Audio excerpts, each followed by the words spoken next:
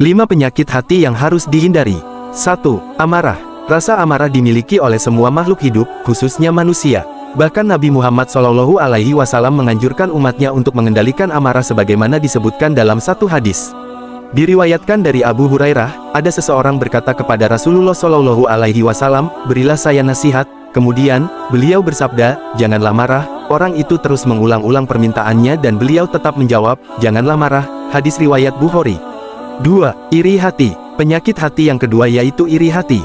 Allah Subhanahu wa Ta'ala melarang hambanya untuk dengki kepada sesamanya dalam hal kemewahan dan kenikmatan dunia, karena segala sesuatu yang Allah berikan telah sesuai dengan usaha masing-masing hambanya. Dalam Al-Quran Surat An-Nisa ayat 32, Allah Subhanahu wa Ta'ala berfirman, yang artinya, dan janganlah kamu iri hati terhadap karunia yang telah dilebihkan Allah kepada sebagian kamu atas sebagian yang lain. Karena, bagi laki-laki ada bagian dari apa yang mereka usahakan, dan bagi perempuan pun ada bagian dari apa yang mereka usahakan. Mohonlah kepada Allah sebagian dari karunia-Nya. Sungguh, Allah Maha mengetahui segala sesuatu. 3. Gibah. Gibah merupakan penyakit hati yang disebabkan oleh iri dan dengki. Arti dari gibah sendiri berarti bergunjing dan biasanya membeberkan aib, menirukan tingkah laku atau gerak tertentu dari orang yang digunjingkan dengan maksud mengolok-olok.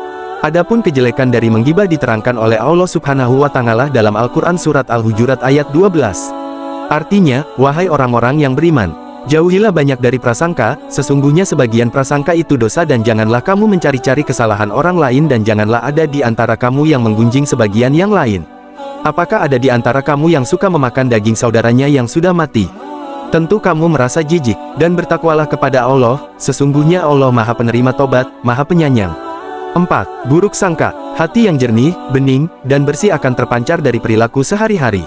Adanya buruk sangka terhadap sesama menandakan hati yang kotor. Penyakit hati yang satu ini biasa disebut dengan suudzon. Islam mengajarkan kita untuk tidak berburuk sangka, agar terhindar dari penyakit hati ini hendaknya kita mencoba untuk berbaik sangka terhadap sesama.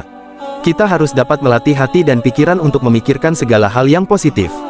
5. Fitnah. Fitnah adalah penyakit hati. Pengertian fitnah berarti menyebarkan berita yang tidak benar tentang seseorang dengan tujuan menjatuhkannya. Dalam Al-Quran, fitnah artinya membakar dengan api, sebagaimana dijelaskan dalam surat Al-Anfal ayat 39. Artinya, dan perangilah mereka itu sampai tidak ada lagi fitnah, dan agama hanya bagi Allah semata. Jika mereka berhenti dari kekafiran, maka sesungguhnya Allah Maha melihat apa yang mereka kerjakan.